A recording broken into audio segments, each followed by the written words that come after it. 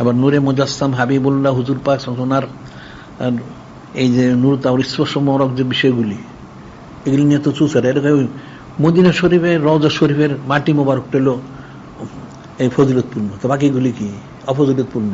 হ্যাঁ, এইটা তো তাদের এই ফতোয়া তো ভুল।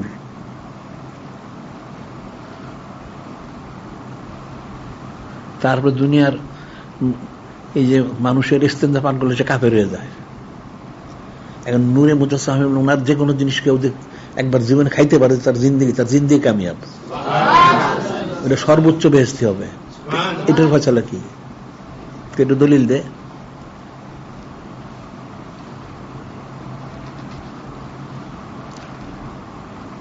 এখন মূর্খ লোক মূর্খ, এটা তো বুঝবে না। এগুলি ওনাদের সম্মান মর্যাদা বুঝবে কোত্থেকে? এগুলি অনেক রকম আছে বিষয়গুলি। এখন যিনি ইমাম মুস্তাহিদ ওনারা যে যেরকম বুঝছেন ওরকম ফতোয়া দিচ্ছেন, বলতে গেলে তো অনেক কিছু।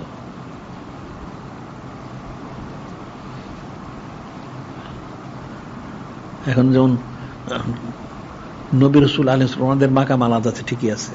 আবার যারা আহলে বাইত ওনাদের মাকাম তো আলাদা আছে। এটা ফয়সালা কেমনে করবে?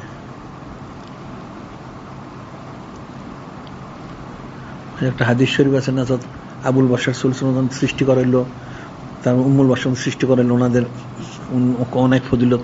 পরে আল্লাহ ওনাদেরকে দেখাইলেন, হযরত নূর নবী আলাইহিস সালাম ওনার সম্মান দেখাইলেন, এত ফজিলত কারণ নূরে মুজাসসাম হাবিবুল্লাহ আওলাদের জন্য। এটার ফয়সালা কি? শেষ না পারলে এটা মওযু, নাউযুবিল্লাহ।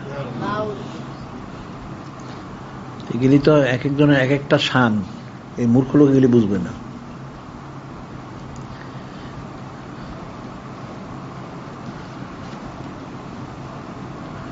অনেক মাসালা আছে, একতেলাফিতে অনেক মাসালা, একটা দুটো তো মাসালা না।